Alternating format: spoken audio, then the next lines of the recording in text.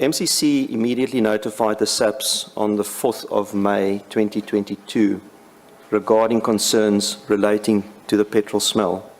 This is something of concern to us.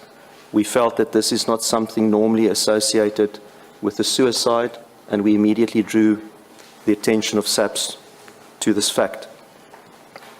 From the outset and throughout, MCC and G4S have cooperated fully with the authorities.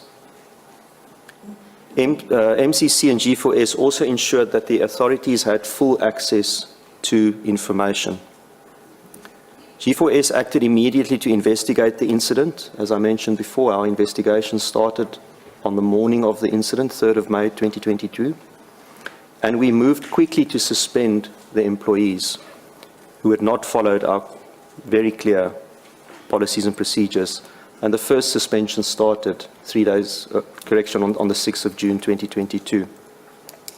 On that same day, we notified the DCS of the suspension. We also notified GICS of the suspension on the 3rd of August 2022.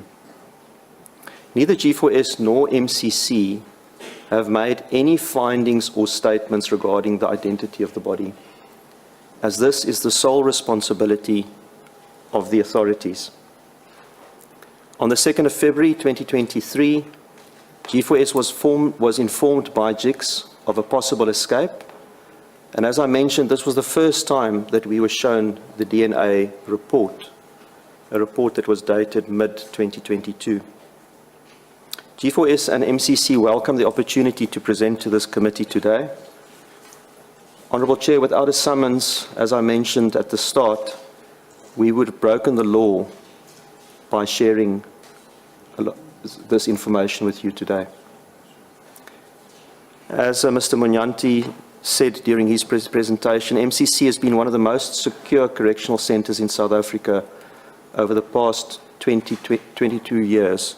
1st of July this year is the 22nd anniversary of the facility. It continues to be a well-run correctional centre, as is reflected in the GICS reports and the other reports that have flowed from oversight entities. It operates under the daily control, I want to say control, but the daily presence of DCS and GICS officials present at the facility. Lastly, I'd like to say, Honourable Chair and Honourable Committee members, we take this opportunity to express our deepest sympathy with the victims of Thabo Bester and with their families. Let's stay on the story and get more. I'm joined by SABC News International News Editor Sophie Mokoena. What's the latest from Tanzania in relation to the South African team there? Well, what we do know is that today the South African team is continuing with discussions with their counterparts in the capital city, that is Dar es Salaam. However, what I picked up, and I spoke to one of people or the officials or a person who has knowledge in terms of what's happening on the ground, is that we are told that there's a strong likelihood that Bester is likely to be deported tomorrow if all goes well today.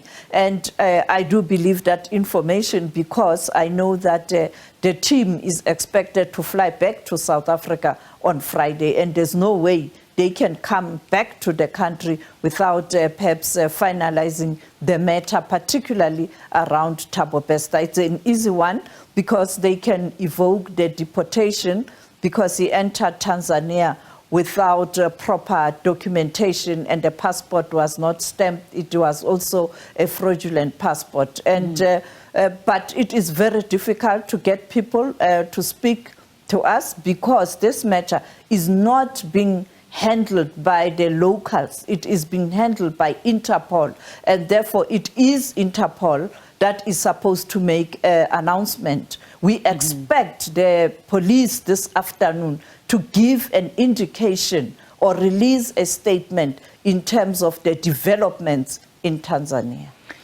All right, we've been hearing a lot of headlines around people who are meant to serve their sentences or who are accused of things in South Africa, who disappear, who leave the country, and it's very difficult to get them back. The Guptas being an example, Bushiri as well.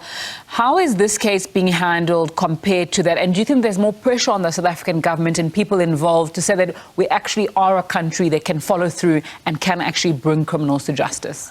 I think the government is trying to ensure that this time around they are able to do things differently. And that is why they were quick to send the team to Tanzania. Secondly, at home, you have a team that is working very hard. And you see in Parliament, as we speak, that heated questioning of the members of G4S company. That speaks to how this time around the country is prepared to deal with this matter. I mean, how members of Parliament have kind of gathered information, how they've done the research, the questions, and unfortunately G4S, the international company, the multinational company, is found wanting.